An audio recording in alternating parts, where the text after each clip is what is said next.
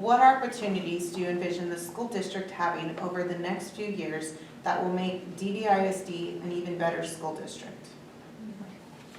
Should we start with Mr. Diggs first and work our way down and we'll alternate? Sure. Okay. Building a new high school. We're putting a new high school in across the river. It's going to be unique. It's going to be hopefully better than what we have. I want to see our kids that can't go to college be able to graduate with a job. We give kids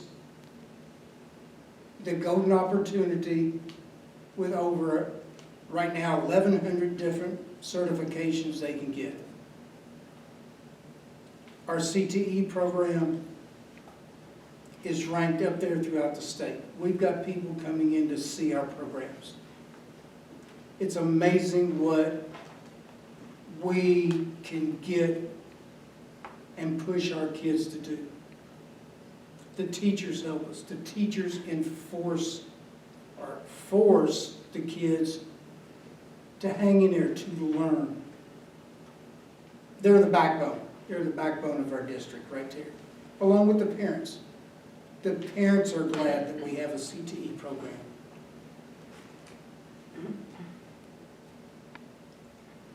But we've got issues, and it goes back to where are we going to put these schools? Where's the hot spots? Where, we got subdivisions going in left and right. Hopefully we can tack on to some of them. Who knows? But I think with Del Valley growing, we have to give more to our kids.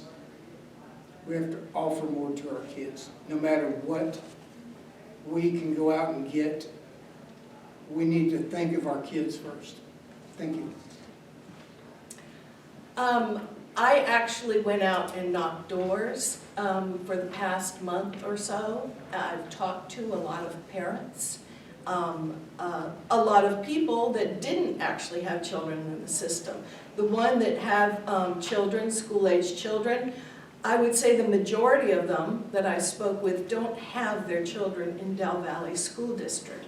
And when I asked them why, they said because the schools were failing.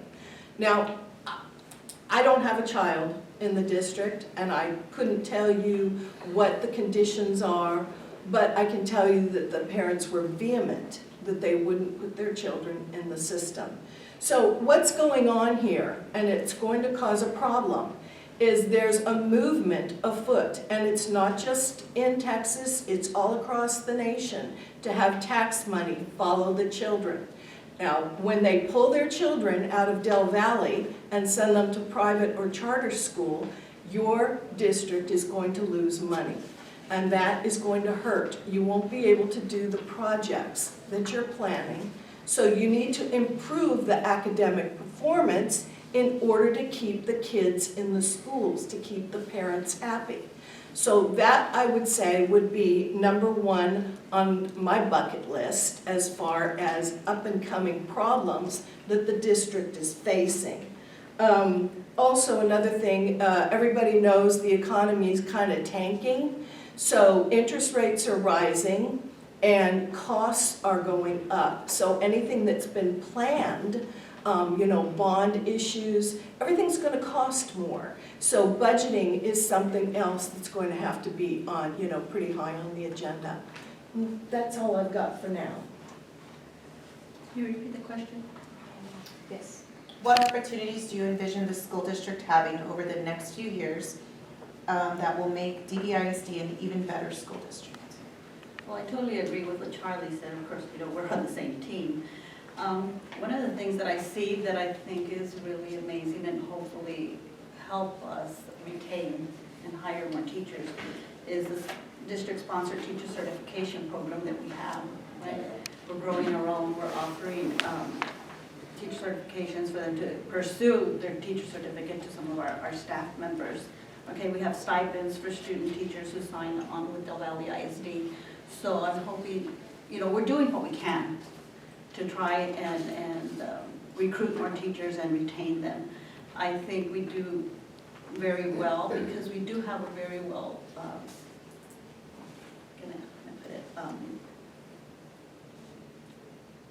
our medical benefits, we have, our district pays a really high amount on that for our staff, more so than some of the surrounding school districts. And I think that's gonna help us retain some teachers.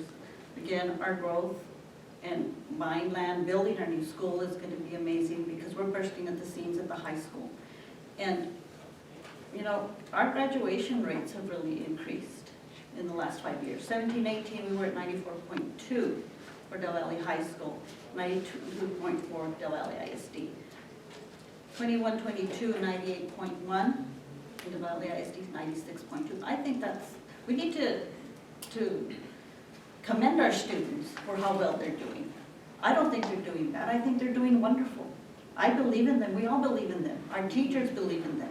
And they are getting a good education. They're getting a state-of-the-art education. And we have a wonderful CTE program, just as Charlie mentioned.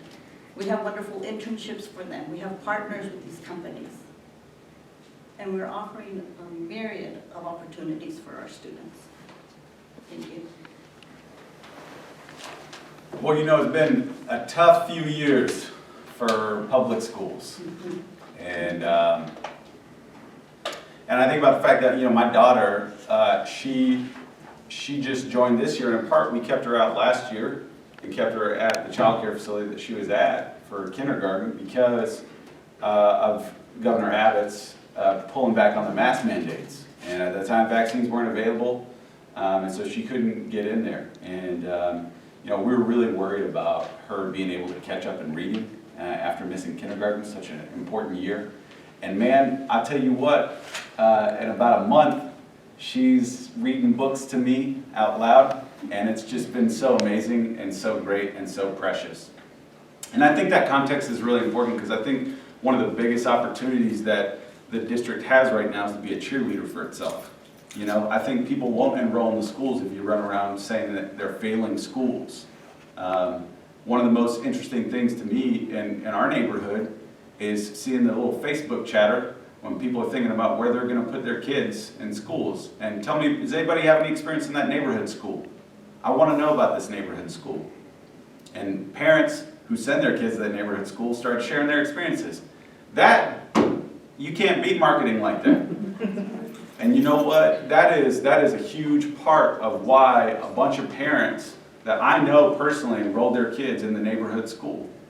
And so we need cheerleaders for this district. We need people who are going to look at not just numbers on a page and make conclusions that are based out of context. There was a pandemic that upended everything in the state of Texas, upended everything on planet Earth. And you look at these dips from 2019 to 2021, and they're going to be across the board. So, we can't look at that and say, oh, guys, things are failing everywhere. We've got to look at what are the successes and what are the opportunities we have right now. And one of those is being a huge cheerleader. Charlie's right, we got a new high school coming in. And if you've seen the renderings for that, it is an incredible facility. One of the middle schoolers said, is that a high school or a college? And I think, that speaks to just how incredible that facility is. And we need to make sure that we're being cheerleaders for the district and that we're letting people know, hey, you should send your kids to Del Valle Independent School District. You should send them to the elementary schools, you should go to the middle schools, check out this incredible new high school.